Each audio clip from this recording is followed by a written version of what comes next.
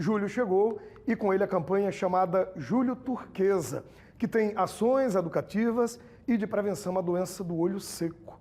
É sobre isso que a gente fala agora na nossa pausa gostosa do café.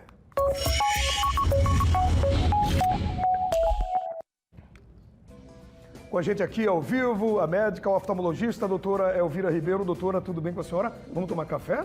Bom dia. Bom dia, bem-vinda. Tá, muito obrigada. Doutora, o que é, de fato, a doença do olho seco, hein, doutora? Bem-vinda.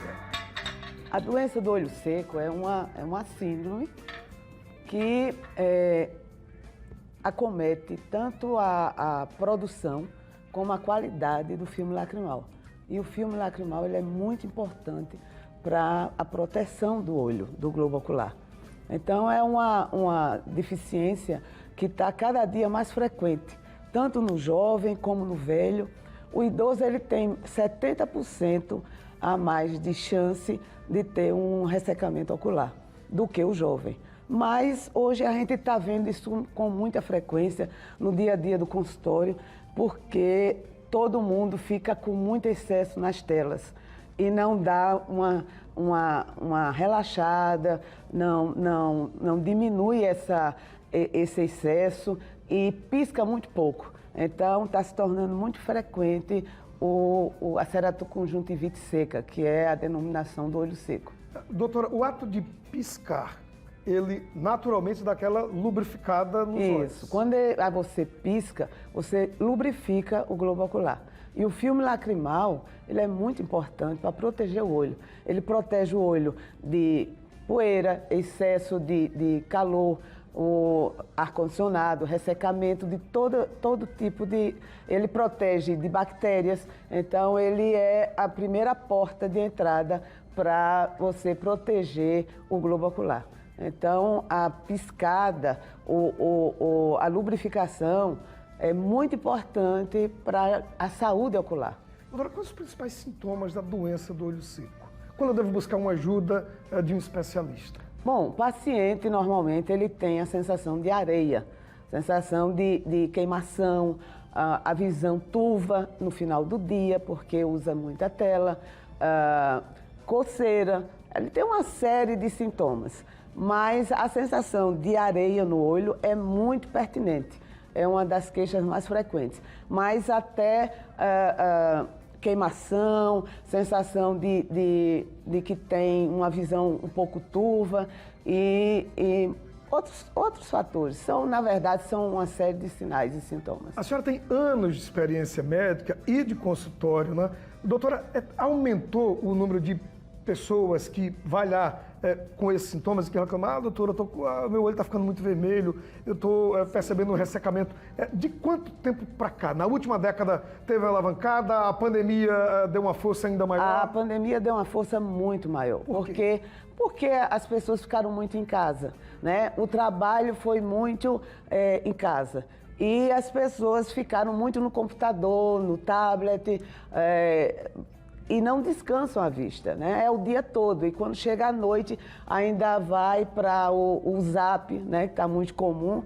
E aí não tem como não ressecar esse olho. Se você não se lembrar de piscar e de vez em quando dar uns intervalos nesse excesso de visão para perto, você naturalmente vai ter olho seco, mesmo que não tenha nenhuma deficiência de produção ou de qualidade do filme lacrimal, entendeu? Como se trata a doença do olho seco, doutora? Olha, nos casos mais leves, nós tratamos à base de uso de colírios, né? Prescrito por médicos, não pode chegar na farmácia, claro, eu quero tal colírio. Claro, tem que ir para o oftalmologista tem que orientar. Ele vai, no exame oftalmológico, ele vai ver o rompimento do filme lacrimal através de alguns testes. Ele vai orientar o paciente, de uma forma geral, a evitar ambientes muito secos, evitar ar-condicionado, quando for ao ar livre, se proteger com óculos, evitar o excesso de calor, o excesso de luz. Então, ele vai orientar com um exame específico e, a depender do grau do olho seco, ele vai, então, medicar.